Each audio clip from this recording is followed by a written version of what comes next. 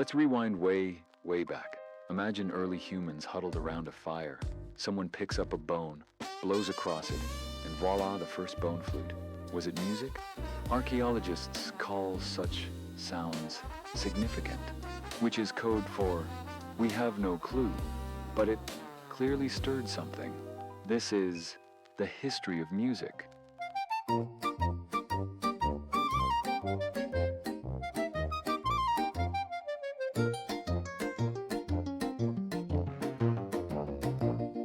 Now, you might be wondering, why make noise at all? For one thing, rhythm-patterned sound helped ancient communities coordinate, celebrate, and even communicate warnings. In neuroscience, this urge is called entrainment, the way our brains sync with beats, just like tapping your foot when a catchy tune comes on. Early instruments, crafted from bones and wood, prove that our ancestors were the original upcyclers. Picture the first musician, part inventor, part party starter, part eco-warrior. But here's the real twist. Some sounds were more pleasant than others.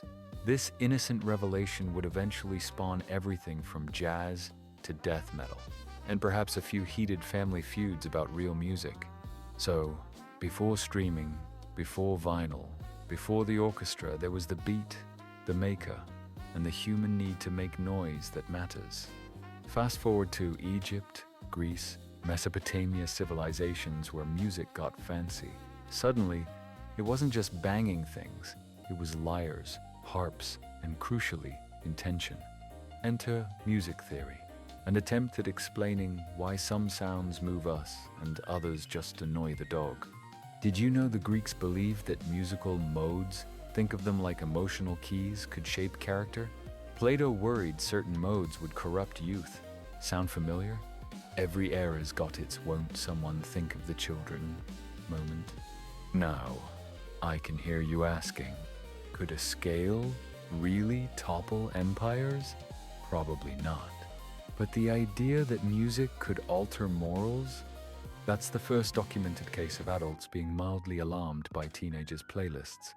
Theory and philosophy aside, ancient music also brought in notation, a kind of musical writing system. Like sheet music's great-great-grandparent, it let melodies travel further than any messenger. If you ever feared TikTok might doom society, just know, the debate over music's dangerous influence is at least 2,500 years old. Let me set the scene. Medieval Europe, huge stone cathedrals, and monks singing Gregorian chants. That's monophony, one melody, all together, no creative detours. Why so plain? Uniformity was a virtue and, frankly, creative improvisation was considered risky, perhaps even subversive. Chant wasn't just background noise. Through resonant acoustics, the architecture amplified spiritual awe. Imagine Spotify designed by a stonemason. It's all about reverb. Now you might be thinking, wasn't it boring? Maybe, but chanting unified communities and encoded religious texts, it was also brain training. Try singing hundreds of verses from memory. Eventually, someone dared to add a second melodic line, polyphony. This was revolutionary, sparking centuries of counterpoint, harmony, and, let's be honest, headaches for generations of music students. So, while medieval music may sound monotonous to modern ears, it set the stage for the harmonic complexity to come. The Renaissance. Music shakes off its monk's robe and struts into the light. Suddenly, we get polyphony, multiple independent melodies weaving together. Imagine a musical tapestry instead of a single thread. What changed? Composers discovered musical text painting, using notes to mimic the meaning of words, like ascending scales for rising up. This innovation unlocked expressive power previously unheard of. Now, I know what you're thinking. Did people really notice? Absolutely. Renaissance madrigals turned music into a competitive sport who could layer the cleverest harmonies, the most dazzling runs. Music printing, think the Spotify of 1,500, meant tunes could go viral, spreading styles from Venice to Vienna. Suddenly, everyone had access to the latest hits. In short, the Renaissance gave music its show-off gene, introducing complexity and emotion that would echo through every era since. Welcome to the Baroque era, where music dressed to impress. Ornamentation became the buzzword. Trills, turns, rapid runs, all designed to dazzle. Picture a cake, but with extra frosting on every slice. This era was dominated by the harpsichord, an instrument whose plucked string mechanism delivered a sound politely described as crisp. Some say it sounded like a typewriter learning to sing. Composers like Bach used techniques such as fugue, a complex form where melodies chase each other like siblings in an endless game of tag. These works weren't just pretty, they were musical IQ tests. Now you might ask, why so extra? The answer lies in cultural context. Baroque music mirrored the ornate architecture and social hierarchy of its time, art for show, status, and sometimes spiritual awe. To this day, musicians tackle Baroque pieces to prove their technical chops and maybe, just maybe, to outshine their rivals. Enter the classical era. Music slimmed down, focusing on symmetry, clarity, and logical progression. Composers like Mozart used sonata form, a blueprint for musical storytelling, as if music itself enrolled in finishing school. But order didn't last. The Romantic era arrived, unleashing an emotional avalanche. Orchestras ballooned, harmonies stretched, and composers like Tchaikovsky poured personal passion into every note. Here's a fun fact. Romantic music embraced chromaticism, using notes outside the main scale for color and tension. It's like adding secret spices to a familiar recipe.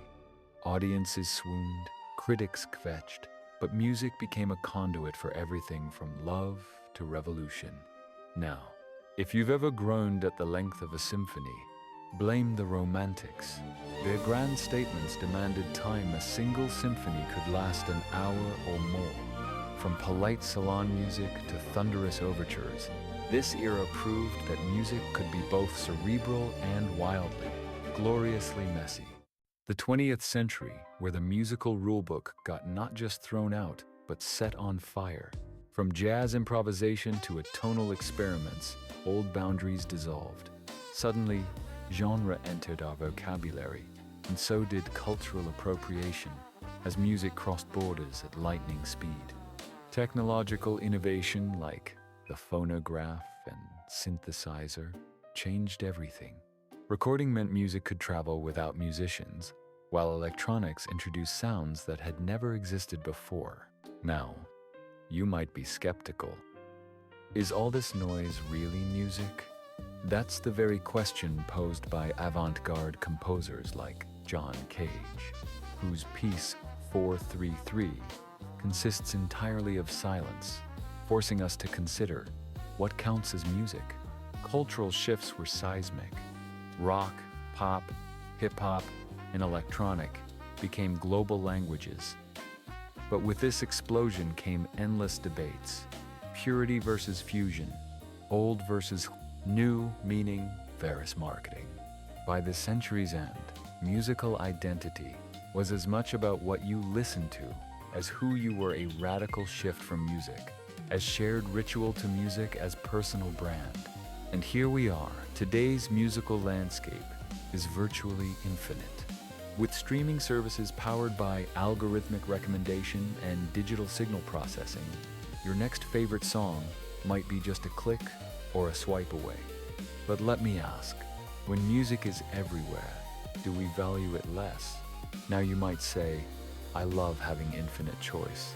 But studies show that the paradox of choice can actually make us less satisfied, more likely to skip, and less likely to dig deep. Genres now multiply like rabbits. Micro-scenes form and vanish overnight. And, like the ancient Greeks, we're still arguing about real music. Only now, the battleground is TikTok comments and streaming charts. Music's still a social glue, but it's also a personal soundtrack tailored to mood, moment, even your posture according to some fitness apps. Technological tools have democratized creation, but also blurred lines between artist, curator, and consumer. So, the next time you hear music blasting from a stranger's phone in public, remember, you're witnessing the latest evolution in a story that started with a bone flute and a bold idea. If you enjoyed, make sure to like and subscribe.